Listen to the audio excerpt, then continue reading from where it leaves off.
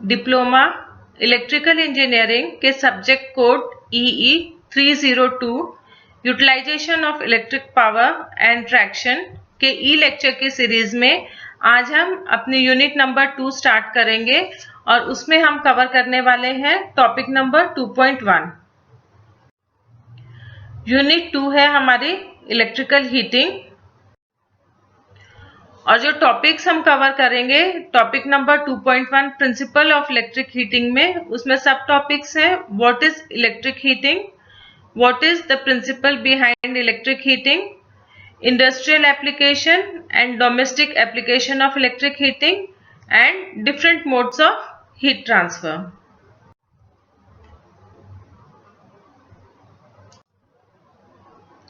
तो what is electric heating? Electric heating जो है वो प्रोसेस है जिसमें हमारी इलेक्ट्रिकल एनर्जी जो है वो हीट एनर्जी में कन्वर्ट होती है। Electrical heating is a process in which electrical energy is converted to heat energy. अब इस कन्वर्शन प्रोसेस के किस प्रिंसिपल पे डिपेंड करेगा ये, what is the principle behind it? तो हम कह सकते हैं कि इलेक्ट्रिक हीटिंग जो है वो वर्क करती है हमारे जूल हीटिंग पर। और जूल हीटिंग क्या होती है? जब भी इलेक्ट्रिक करंट हम किसी रेजिस्टर के अक्रॉस पास करते हैं तो इलेक्ट्रिकल एनर्जी कन्वर्ट होती है हमारी हीट एनर्जी में। तो इसको अगर हम डिटेल में देखें तो इलेक्ट्रिकल हीटिंग जो है हम कह रहे हैं कि it is based on the principle of Joule's heating. और जूल हीटिंग में ये होता है कि जब भी हम किसी सॉलिड मटेरियल जो कि एक रेजिस्टेंस है जिसको हम डिनोट करें अपने कैपिटल R से, तो जब भी हमारी इलेक्ट्रिक एनर्जी जो है या हम कहें इलेक्ट्रिक करंट एक रेजिस्टेंस जो है R ओम्स का है और उसमें जो करंट फ्लो कर रहा है वो I एम्पियर्स है फॉर T सेकेंड्स, तो जो हमारी हीट प्रोड्यूस होगी उस रेजिस्टर में वो इक्वल टू होगी H is equal to I square RT, और जिसको हम डोनेट करते हैं जूल्स में। तो हीटिंग जो है वो हमें जरूरत पड़ती है इंडस्ट्रियल यूज और डोमेस्टिक यूज दोनों ही पर्पस में। इंडस्ट्रियल एप्लीकेशन जो है हमारी इलेक्ट्रिक हीटिंग की वो है melting of metals, electric welding, moulding of glass for making glass appliances. Glass के बर्तन बनते हैं, शोपीस बनते हैं, खिड़की दरवाजों के लिए ग्लास को मोल्ड किया जाता है, तो ग्लास की मोल्डिंग के लिए हम इलेक्ट्रिक हीटिंग काम में लेते हैं। For baking of insulators, moulding of plastic components, heat treatment of pointed surfaces, making of plywood, और बहुत सारी एप्लीकेशंस हैं इंडस्ट्रीज में जहां हम इलेक्ट्रिक हीटिंग काम में लेते हैं। डोमेस्टिक हीटिंग में भी जो हम डेली यूज में काम में ले रहे हैं इलेक्ट्रिक हीटिंग वो है कुकिंग पर्पस के लिए। कुकिंग पर्पस के लिए हम इंडक्शन प्लेट काम में ले रहे हैं, हीटर काम में ले रहे हैं, माइक्रोवेव काम में ले रहे हैं। ये सारे हमारे कुकिंग प्रोसेस में काम में आने वाले डोमेस्टिक अप्लायंसेस हैं। इसमें ऐड हो जाएगा हमारा मिक्सर, ग्राइंडर, सब कुछ। पर मिक्सर ग्राइंडर जो है वो हीट प्रोड्यूस नहीं करते हैं। हीट प्रोड्यूस करने वाले हमारे इक्विपमेंट्स है हमारा टोस्टर है, अवन है, माइक्रोवेव है, इंडक्शन प्लेट है, ये सारे। फिर वाटर हीटिंग के लिए हम लोग काम में लेते हैं गीजर्स के फॉर्म में। फिर रूम हीटिंग में हम काम में ले रहे हैं ब्लोवर्स में, जो सर्दियों में हम लोग काम में लेते हैं ठंडी हवा को गर्म करने के लिए। फिर हमारे कपड़ों को आयरन करने के लिए काम में लेते हैं हम। और बहुत सारी एप्लीकेशंस हैं जहां हम इलेक्ट्रिक हीटिंग को काम में ले रहे हैं और इलेक्ट्रिक एनर्जी कन्वर्ट हो रही है हमारी हीट प्रोसेस में।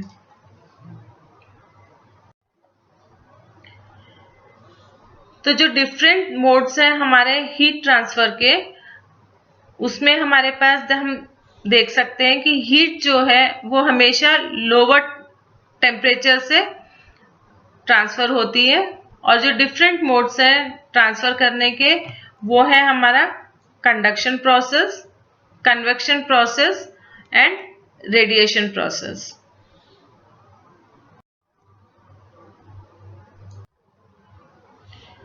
कंडक्शन प्रोसेस जो है हमारा मोड ऑफ हीट ट्रांसफर का, उसमें क्या होता है कि हमारा एक मॉलिक्यूल जो है पहले वो हीट अप होता है, फिर वो मॉलिक्यूल ट्रांसफर करता है अपनी हीट अपने पास वाले मॉलिक्यूल को, और वो मॉलिक्यूल नेक्स्ट मॉलिक्यूल को अपनी हीट ट्रांसफर करता है।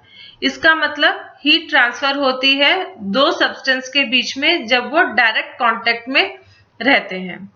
इस तरह की हीटिंग का एग्जाम्पल हम देख सकते हैं कि जब भी हम किसी गर्म चीज को छूते हैं तो हमारे हाथ जलते हैं, इसका मतलब डायरेक्ट कांटेक्ट में हम आ रहे हैं। या फिर अगर हम आइस को अपने हाथ के ऊपर रखें तो हमारे हाथ की गर्मी से वो आइस का पीस जो है वो धीरे धीरे मेल्ट होने लगता है। जितने भी मेटल्स हैं, कोई भी आयरन की रॉड जो है अगर हम उसको इलेक्ट्रिक फ्लेम के पास लेके जाते हैं तो जो फ्लेम से कांटेक्ट में आ रहा है मॉलिक्यूल, पहले वो हीट हो रहा है और वो धीरे धीरे मॉलिक्यूल जो है अपनी हीट ट्रांसफर करते हुए उस मेटल रॉड के ऊपर आगे तक हीट को ट्रांसफर करता है। नेक्स्ट प्रोसेस है हमारा कन्वेक्शन प्रोसेस। जो हमारा कन्वेक्शन मेथड है हीट ट्रांसफर का, उसमें हमारे पास अगर हम एग्जांपल लेके देखें तो इमर्शन टाइप वाटर हीटर जो है वो हमारा कन्वेक्शन प्रोसेस पे बेस्ड है। इसमें हमारे पास क्या होता है कि जो लो टेम्परेचर होता है पानी का, तो उसमें जो कांटेक्ट आता है हीटिंग एलिमेंट के कांटेक्ट में जो मॉलिक्यूल्स आते हैं वो हीट अप हो जाते हैं, और जब कोई मॉलिक्यूल हीट अप होता है तो वो एक्सपेंड हो जाता है, वेट में लाइट हो जाता है और वो ऊपर की तरफ राइज करने लगता है। जब वो राइज करता है तो साथ के साथ वो स्पेस जो क्रिएट करता है, वो स्पेस क्रिएट कर देता है कि जो हमारे कोल्ड वाले जो मॉलिक्यूल्स हैं वो नीचे की तरफ आ जाए। तो इस तरह से एक कांस्टेंट फ्लो ऑफ एयर बन जाता है हीटिंग एलिमेंट से। जो लाइट मॉलिक्यूल्स ऊपर की तरफ बढ़ते हैं और जो ठंडे वाले कोल्ड मॉलिक्यूल्स होते हैं वो नीचे की तरफ आते हैं। तो इस प्रोसेस को हम बोलते हैं कन्वेक्शन या कन्वेक्शन करंट। जो ये कन्वेक्शन करंट प्रोड्यूस होते हैं वो उसकी वजह से जो हमारे कोल्डर पार्ट्स हैं रूम के वो हीट अप हो जाते हैं जब हम कोई एक ब्लोवर या फिर रूम हीटिंग इक्विपमेंट काम में लेते हैं। इसी तरह का एक्शन होता है हमारा इलेक्ट्रिक वाटर हीटर में।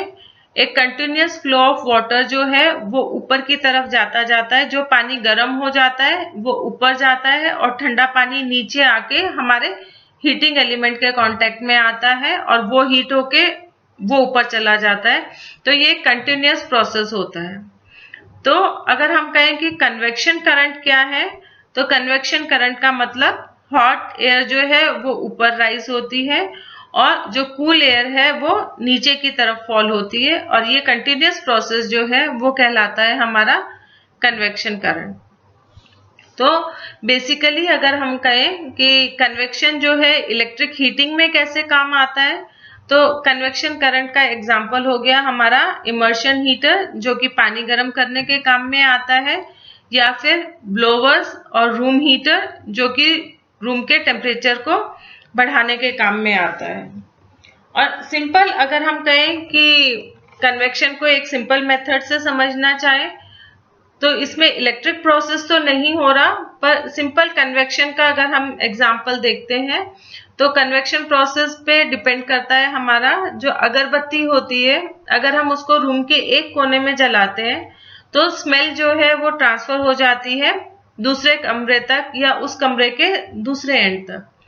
तो एक्चुअल में क्या होता है कि जो मॉलिक्यूल पास होता है हमारा जहां अगरबत्ती हमने जलाई है, वो मॉलिक्यूल जो है वो हीट हुआ, या फिर हम कह रहे हैं कि वो फ्लो कर रहा है, और ये मॉलिक्यूल्स जो है एयर में बहुत फ्रीली स्पेस्ड होते हैं, तो वो आगे की तरफ बढ़ते हैं और दूसरे मॉलिक्यूल्स जो है वो कांटेक्ट में आते हैं और एक कन्वेक्शन प्रोसेस जो है वो स्टार्ट हो जाता है। नेक्स्ट है हमारा रेडिएशन। जो हमारा radiation mode of heat transfer है उसमें हमारी हीट जो है वो रीच होती है बिना बीच में जो मीडियम आ रहा है उसको हीट किए हुए। इसका मतलब हीट एनर्जी जो है वो एक प्लेस से दूसरी प्लेस पे हीट कर रही है, पर जो बीच में मीडियम आएगा वो हमारा हीट नहीं होगा। तो रेडिएशन हीटिंग का सबसे सिंपल एग्जांपल है हमारा सन है, उससे जो रेडिएशंस मिलती है उससे हमें जो हीट फील होती है वो थ्रू रेडिएशंस होती है। और अगर हम डोमेस्टिक यूज में देखें तो जो हमारा कुकिंग प्रोसेस के लिए हम लोग माइक्रोवेव काम में लेते हैं, तो माइक्रोवेव भी हमारा रेडिएशन प्रोसेस पर ही डिपेंड करता है।